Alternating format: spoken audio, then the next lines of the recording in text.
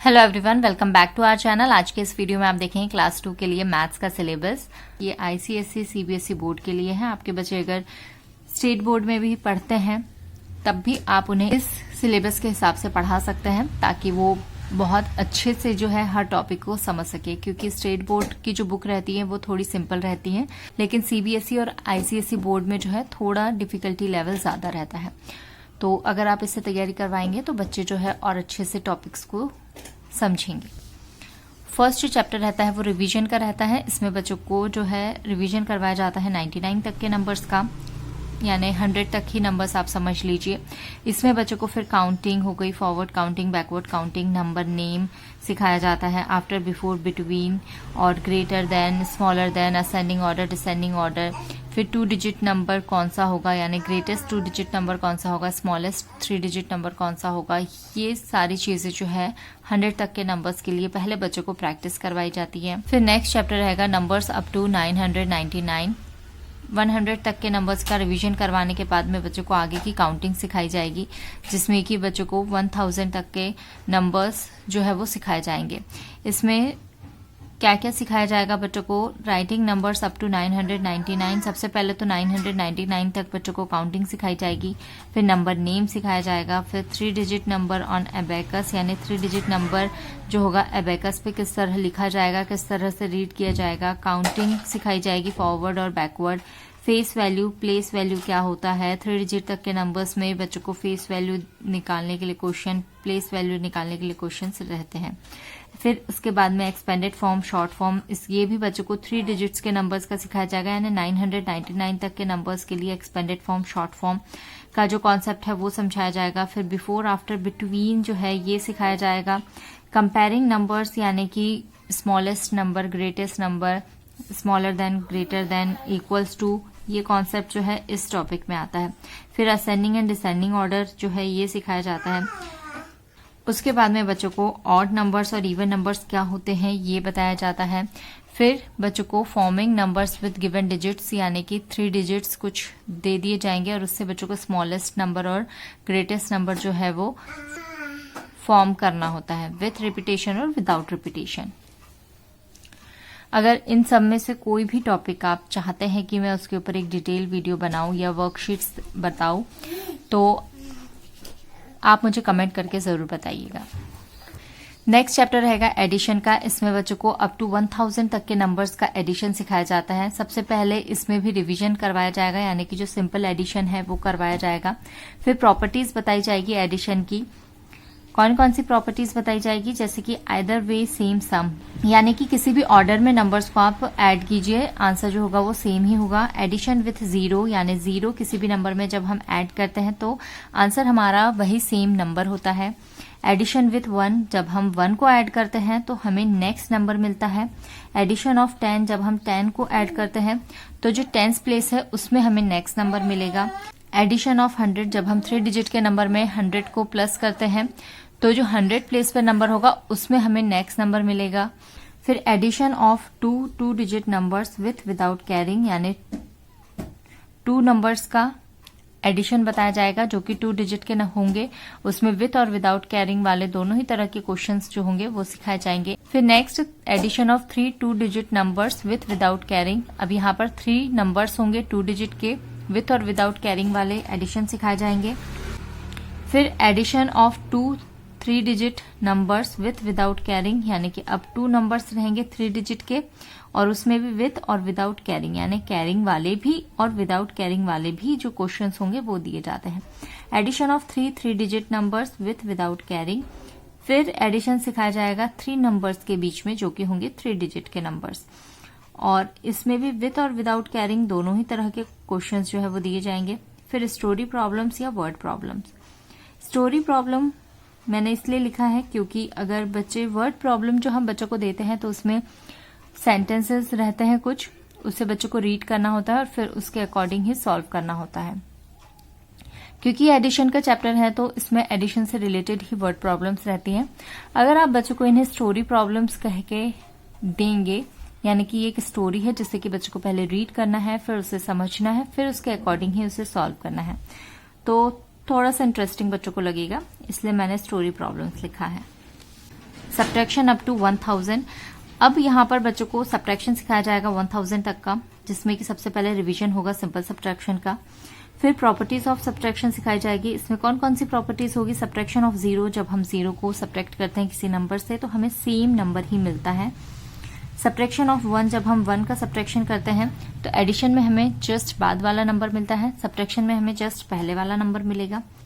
Next subtraction of 10, जब हम 10 को सब्ट्रैक्ट करेंगे किसी नंबर से तो जो 10th प्लेस है उसमें चेंज होगा, यानी उसमें जस्ट पहले वाला नंबर आएगा। सब्ट्रैक्शन ऑफ 100, जब हम 3 डिजिट के नंबर में से 100 को माइनस करेंगे तो जो 100 प्लेस पे नंबर होगा उसके जस्ट पहले वाला नंबर आएगा। ये सारी प्रॉपर्टीज सिखाई जाती है। उसके बाद में subtraction of 1 to 3 digit numbers from a 3 digit number without borrowing. फिर उसके बाद में 3 डिजिट नंबर में से 1 डिजिट के नंबर को, 2 डिजिट के नंबर को और 3 डिजिट के नंबर को सब्ट्रैक्ट करने के लिए क्वेश्चन रहता है। इसमें विदाउट बोरोइंग और विथ बोरोइंग दोनों ही टाइप के जो होंगे क्वेश्चन होंगे। फिर उसके बाद में स्टोरी प्रॉब्लम्स रहेंगी सब्ट्रैक्शन से रिलेटेड। नेक्स्ट चैप्टर है मल्टीप्लिकेशन का। इसमें पहले मल्टीप्लिकेशन एज रिपीटेड एडिशन, यानी बार बार एडिशन करके ही मल्टीप्लिकेशन का कॉन्सेप्ट सिखाया जाएगा। फिर मल्टीप्लिकेशन टेबल्स होते हैं 2 से 10 तक। फिर मल्टीप्लिकेशन ऑन नंबर लाइन, यानी नंबर लाइन पे किस तरह से मल्टीप्लिकेशन कर सकते हैं वो सिखाया जाएगा। फिर प्रॉपर्टीज ऑफ मल्टीप्लिकेशन, प्रॉपर्टीज सिखाई जाएगी मल्टीप्लिकेशन की। कौन कौन सी प्रॉपर्टीज होगी? एनी ऑर्डर सेम प्रोडक्ट, किसी भी ऑर्डर में हम नंबर्स को मल्टीप्लाई करें आंसर हमेशा सेम होगा।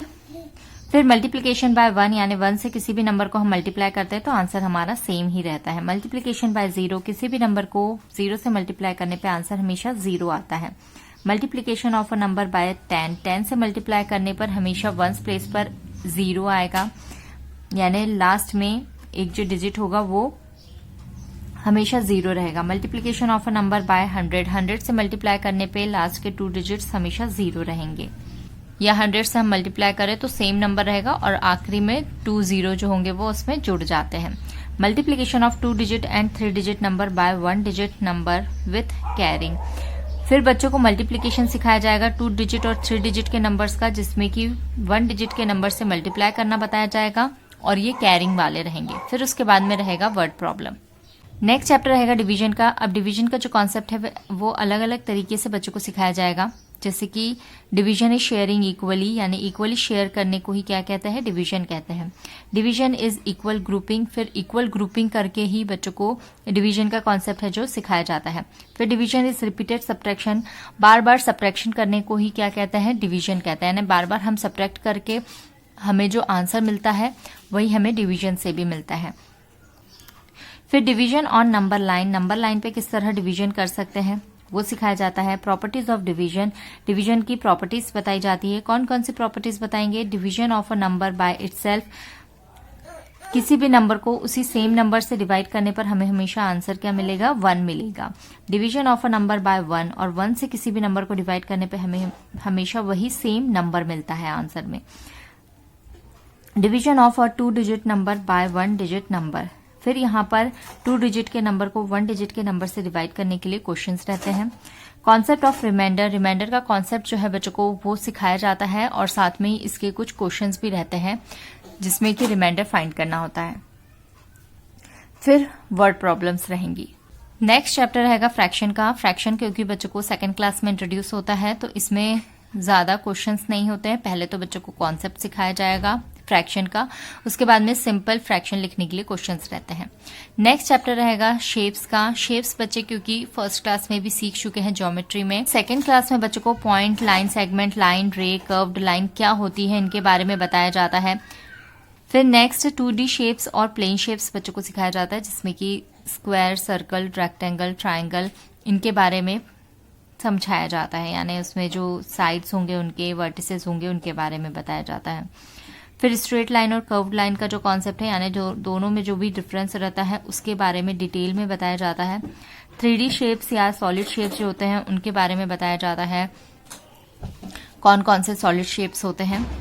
फिर relation between plane shapes and solid shapes, plane shape और सॉलिड शेप्स में क्या रिलेशन होता है, जैसे कि जो स्क्वायर है, स्क्वायर के ही जैसे 3D शेप कौन सा होता है? क्यूब का होता है, जिसकी कि सभी साइड्स क्या होती है? सेम होती है।